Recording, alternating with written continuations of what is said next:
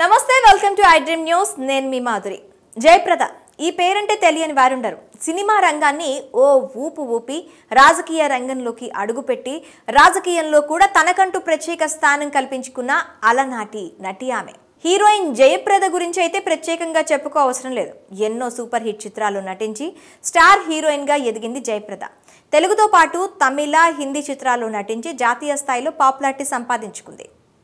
అంతటి పాపులారిటీ తెచ్చుకున్న నటి ఇప్పుడు హాట్ టాపిక్ గా మారింది ప్రస్తుతం జయప్రద మిస్సింగ్ అయినట్లు వార్తలు గుప్పుమంటున్నాయి ఆమె ఓ కేసులో నిందితురాలిగా ఉండగా పరారీలో ఉన్నట్లు సమాచారం ఇంతటి ఫేమ్ క్రేజ్ దక్కించుకున్న ఆమె ఎందుకు పారిపోవాల్సి వచ్చింది అసలు ఆ కేసు ఏంటి అనేది ఈ స్టోరీలో తెలుసుకుందాం ప్రముఖ నటి రాజకీయ నాయకురాలు మాజీ ఎంపీ జయప్రద ఎన్నో సూపర్ హిట్ చిత్రాలు నటించి పాపులర్ అయ్యారు ఎన్టీఆర్ ఏఎన్ఆర్ కృష్ణ వంటి స్టార్ హీరోల సరసన నటించి ప్రేక్షకుల కలల రాణిగా ఆమె ఎదిగారు అప్పట్లో ఆమెను వెండితెరపై చూసేందుకు థియేటర్లకు క్యూ కట్టేవారు అభిమానులు ఇక సినిమాలకు బ్రేక్ ఇచ్చిన ఈ అందాల భామ రాజకీయాల్లోకి ఎంట్రీ ఇచ్చింది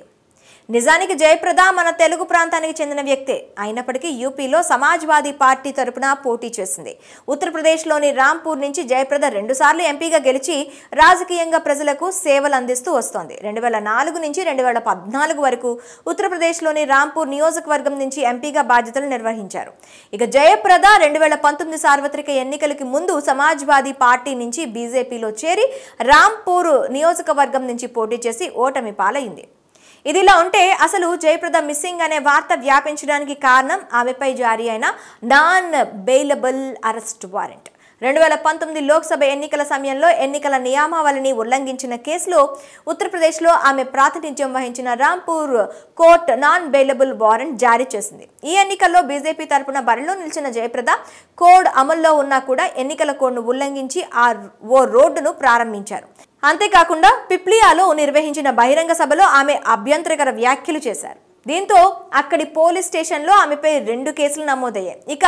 ఇప్పటికీ ఆ కేసు రాంపూర్ కోర్టులో నడుస్తోంది ఈ కేసులో కోర్టు ఎన్నిసార్లు ఆమెకు కోర్టుకు హాజరు కావాలని నోటీసులు పంపినా ఇప్పటి వరకు ఆమె హాజరు కాలేదు దీంతో ఆగ్రహించిన కోర్టు నాన్ బెయిలబుల్ వారెంట్ జారీ చేసింది నవంబర్ 17న non bailable arrest warrant court జయప్రదపై జారీ చేసింది ఇన్ని రోజులు కోర్టు సమయం వృధా చేయడంతో ఆగ్రహించిన కోర్టు జనవరి 10వ తేదీలోగా జయప్రదను కోర్టులో హాజరుపరచాలని